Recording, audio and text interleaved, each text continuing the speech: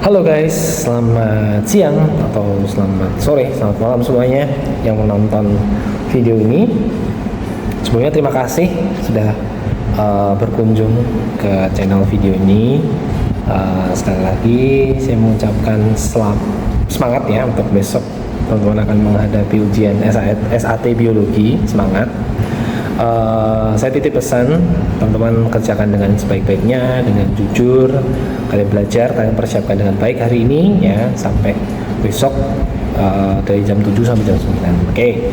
Hari ini Mr. Christian akan menjelaskan materi yang khususnya di term 4 ini. Tapi sebelum itu saya minta maaf ya ke teman-teman semuanya karena di video kali ini tidak ada support artis kecil kita si Ocil ya. Si Ocil nggak bisa shoot video ini karena dia sedang masa rehab ya, karena dia habis operasi minggu lalu. Dia masih lemes ya, nggak bisa saya ajak nggak bisa saya ajak untuk duet gitu. Sudah disogok pakai Whiskas sama Royal Canin, kayaknya nggak mau, dia nggak mempan ya, lebih mementingkan hasil jahitannya masih terbuka, masih agak kebuka dikit ya. Semoga Ocil sehat ya, semoga Ocil cepat sembuh dan dia balik lagi aktif seperti biasanya. Oke. Nah jadi gini teman-teman, saya ingin memberikan sedikit tips untuk teman-teman dalam menghadapi SAT pada besok, khususnya biologi. Di situ saya sudah cantumkan di Moodle ya. Saya sudah buat topik, yaitu topik tentang persiapan SAS Biologi Grade 10. Nah, di situ ada kisi-kisi, ada materi, dan juga ada link video pembelajaran. Nah, kisi-kisinya itu ada kisi-kisi yang diberikan dari TLC 1 sampai 30 pilihan ganda, dan juga kisi-kisi yang saya berikan nomor 31 sampai nomor 40 pilihan ganda, dan ada esainya. Esainya ada 5 soal esai nomor 41 sampai nomor 45. Nah, seperti itu ya. Nanti teman-teman tolong baca kembali untuk setiap kisi-kisinya. Kalau dari TLC ya, ini saya contohkan teman-teman nanti dalam mengerjakan dalam membaca setiap kisi-kisi ya, teman-teman diminta membaca indikator soalnya. Misalnya gini nih, TLC menuliskan indikator soal peserta didik mampu mengetahui komponen abiotik penyusun ekosistem sawah dengan tepat. Berarti kalian cari aja apa sih komponen abiotik. Oh, komponen abiotik itu faktor yang tidak hidup. Nah, di mana ekosistemnya? Di sawah. Oh, berarti kalian harus cari di sawah kira-kira komponen abiotiknya apa aja. Nah, kita klasifikasikan, kita golongkan. Misalnya yang ada padi, ada di sawah ya, di sawah itu kan ada padi, ada katak, ada belalang, ada lumpur, ada air, ada batu, ada pasir, ada angin dan sebagainya. Nah, kalian kelompokkan mana yang biotik dan mana yang abiotik. Nah, di sini pertanyaannya adalah yang abiotik. Oh, berarti yang abiotik contohnya misalnya sinar matahari, terus habis itu batu, pasir, air, contohnya seperti itu. Maka kalian cari jawaban, nanti di opsi jawabannya cari yang faktor abiotik. Seperti itu ya, bisa ya. Nah, itu berlaku untuk setiap indikator soal yang lainnya, nomor 2, nomor 3. Kalian cari tahu sendiri, kalian pelajari dari situ. Jadi materi yang kalian pelajari tidak luas karena sudah ada kisi-kisinya. Kalian pelajari yang ada di kisi-kisi saja ya. Contohnya nih tentang siklus daur biogeokimia. Kan ada banyak tuh daur biogeokimia, ada daur nitrogen, daur karbon, daur air, sama daur fosfor.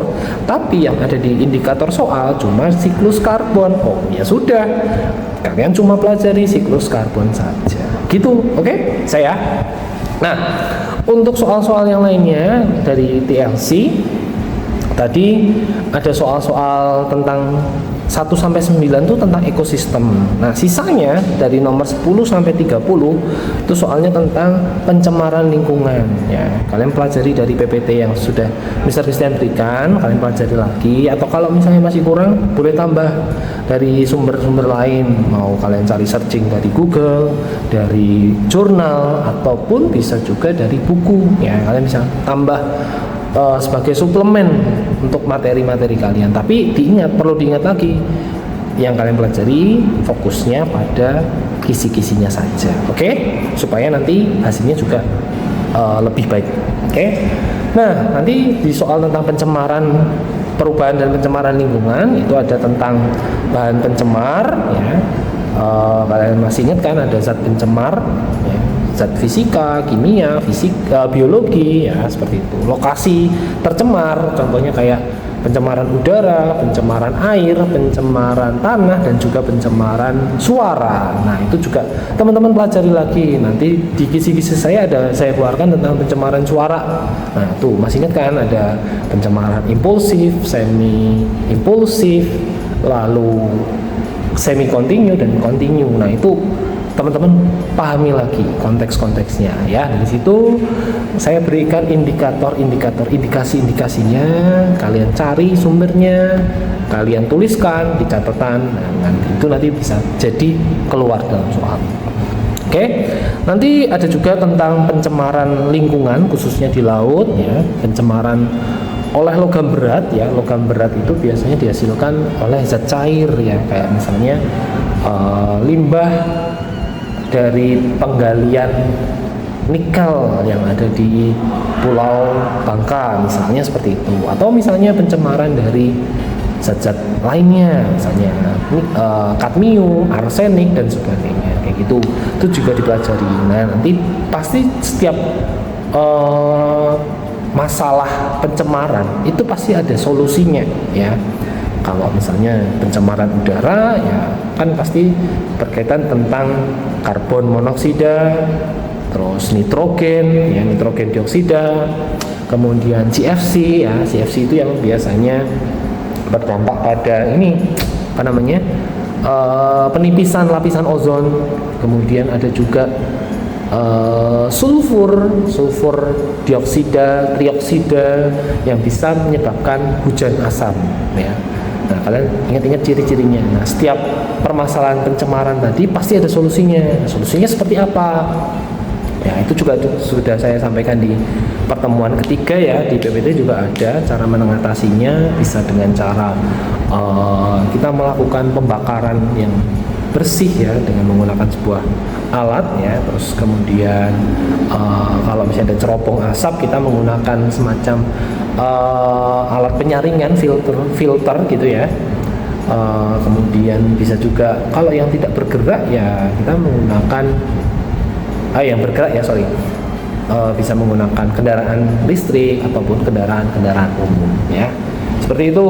Lalu kalau untuk pencemaran tanah, biasanya pencemaran tanah itu berkaitan dengan zat-zat kimia yang mencemari tanah. Nah, itu bisa diatasi dengan salah satunya fitoremediasi ya, fitoremediasi. Jadi caranya kita menggunakan tumbuhan yang ditanam untuk menyerap polutan atau zat yang berbahaya yang ada di tanah.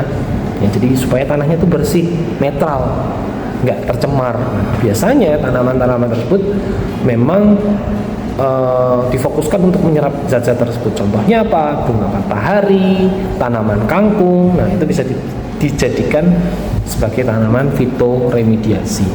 Lalu untuk kasus-kasus seperti minyak bocor ya, yang ada di laut ya, pencemaran yang ada di laut, kebocoran minyak, terus pencemaran dari limbah, nah itu bisa dilakukan. Caranya adalah penanggulangannya bioremediasi menggunakan semacam apa ya namanya ya, bakteri bisa, ataupun menggunakan algae tertentu yang bisa menguraikan, mendegradasi senyawa-senyawa yang berbahaya menjadi senyawa yang apa ya, bisa ditoleransi lah ya sudah tidak terlalu berbahaya gitu. Nah, itu namanya bioremediasi. Nah, nanti soal-soal yang lainnya tentang eceng gondok ya, eutrofikasi itu juga muncul, ada 4 soal dari TLC itu akan dimunculkan kalau kalian baca di kisi-kisi ya. Itu biasanya kalau eutrofikasi terjadi itu dikarenakan zat-zat semacam limbah rumah tangga ya, air cucian dari deterjen atau air cucian piring, atau mungkin dari bahan-bahan kimia pertanian ya, insektisida, pestisida, itu mencemari perairan sehingga menyebabkan blooming alga, meledaknya alga, contohnya eceng gondok ataupun tanaman-tanaman yang bisa tumbuh secara masif ya. Nah itu biasanya dipengaruhi oleh zat tertentu, yaitu zat nitrogen sama fosfor. Fosfor itu sangat berpengaruh ketika suatu perairan berlebih fosfor dan nitrogen, ya itu menyebabkan terjadinya blooming alga atau pertumbuhan secara massal eceng gondok. Nah nanti ada soal tentang pemanasan global ya, global warming, itu berarti kan tertutupnya lapisan atmosfer karena banyaknya karbon ya, karbon monoksida, karbon dioksida ya, dan juga dipengaruhi oleh CFC ya. CFC itu kan karena menipisnya ozon ya. Kemudian hujan asam juga ada muncul soal di sini ya, terus mengurangi dampak dari hujan asam. Nah dan juga yang terakhir tentang recycle, reuse, reduce ya, 3R. Nanti kalian disajikan sebuah kasusnya nanti kira-kira kalian tebak ini masuknya ke apa dalam 3R tuh, reuse kah atau recycle atau reduce dan sebagainya ya. Jadi yang saya keluarkan cuma 3R itu saja sih, nggak sampai 6R ya. Nah nanti kalau yang dari saya tadi, saya mengeluarkan 10 soal pilihan ganda ya, dan 5 soal esai. Nah kenapa sebenarnya 5 soal ya, sebenarnya saya sudah minta tolong soalnya 3 aja ke TLC, tapi ternyata tidak di belum di ACC gitulah ya. Jadinya memang harus 5 ya, terpaksa saya harus membuat 5 soal. Tapi tenang, soal 5 ini tidak terlalu sulit ya, saya membuatkan dengan capaian C2 ya. Contohnya kayak gini, nanti soalnya tentang rantai makanan. Masih ingat kan rantai makanan? Intinya ada produsen, terus konsumen 1, konsumen 2, konsumen 3, konsumen 4 dan seterusnya. Nah itu nanti kalian buat mungkin rantai makanan atau seperti apa. Nah yang berkaitan dengan rantai makanan.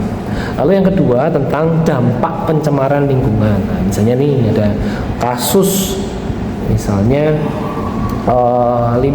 limbah yang dihasilkan dari pabrik tahu, industri rumahan itu mencemari lingkungan. Nah, dampaknya apa? Nah, kalian jelaskan, misalnya seperti itu. Lalu yang nomor 3 itu nanti kalian menjelaskan dampak positif sama dampak negatif. Ada sebuah masalah lingkungan, kalian coba cari tahu apa dampak positifnya, apa dampak negatifnya. Oke? Yang keempat tentang biomagnifikasi. Nah ini jangan lupa, biomagnifikasi itu adalah proses berpindahnya polutan dari satu makhluk hidup ke makhluk hidup lainnya melalui perantara rantai makanan. Oke? Jadi ketika kita lihat produsen sama konsumen paling puncak, ya jelas polutan yang paling banyak itu ya ada di sini, konsumen puncak, karena dia mendapatkan pencemaran dari sebelum-sebelumnya. Jadi dia terkumpul, terakumulasi. Nah, itu prinsip dari biomagnifikasi. Jadi yang paling tinggi itu pasti konsumen puncak, paling rendah itu produsen, ya. Lalu keterkaitan antara zat pencemar dengan makhluk hidup. Nah, misalnya ini ada zat pencemar, ada makhluk hidup. Kira-kira kaitannya apa? Ketika banyak zat pencemar, apa yang terjadi pada makhluk hidup? Nah, seperti itu. Kalian nanti bisa jelaskan. Nah, itu satu soal esai, poinnya 5 dan ini wajib dikerjakan. Kalau nggak dikerjakan, 0 poinnya. Jadi silahkan dikerjakan, diisi, jangan sampai kosong esainya. Oke?